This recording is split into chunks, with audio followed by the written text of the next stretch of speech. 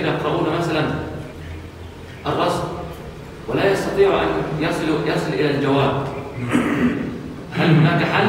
نعم هناك حل.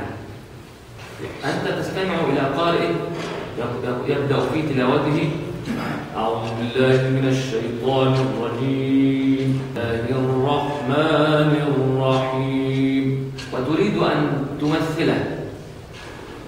إذا كان صوت مثل صوته في الطبقة نعم، ولكن إن لم يكن ذلك، السؤال هنا كيف تتعرف على طبقة صوتك التي تريدها؟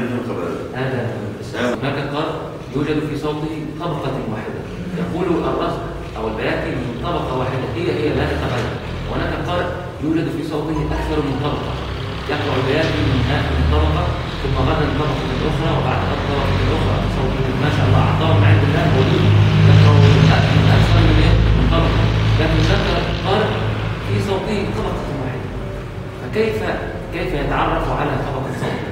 بالتمرين والممارسة والقراءة.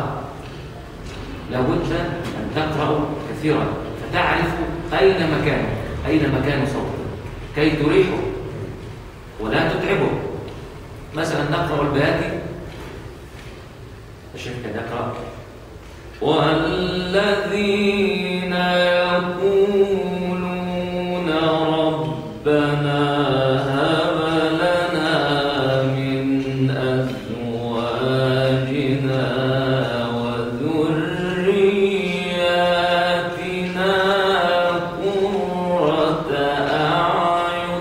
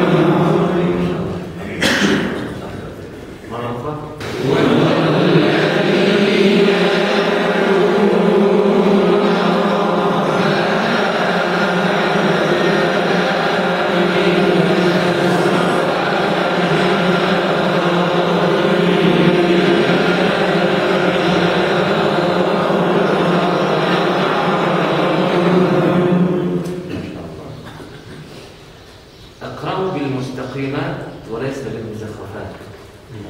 المستقيمات كما قلنا.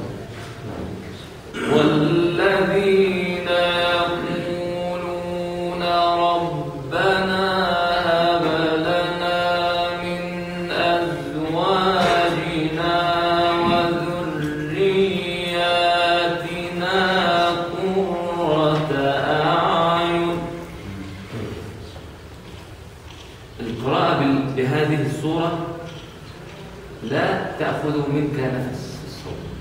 أيضا أما العكس والذين يقولون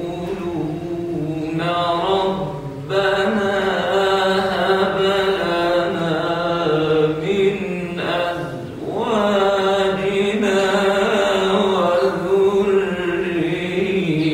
وذرياتنا قرة أعين.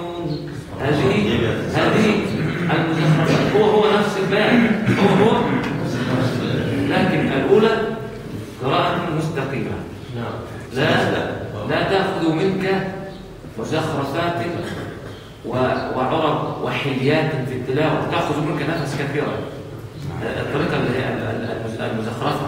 أما المستقيمة لا تأخذ منك نفس. ما الفرق بقى؟ من الذي يقول فرق بين الاثنين؟ الشيخ لو كان الصوت بكلمة واحدة ليس تكليف للحنجرة وليس تكليف على الإنسان في التنفس، ولكن المرة الثانية فيها التكلفات.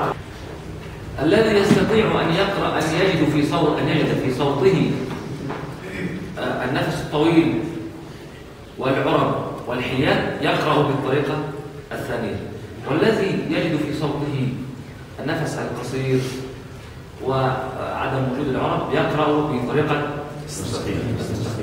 هذا ليه؟ أريد واحد نقرأ بالمزخرف. والذين يقولون ربنا هب لنا من أزواجنا وذرياتنا قرة أعين. لكن فرق طبعا. والذين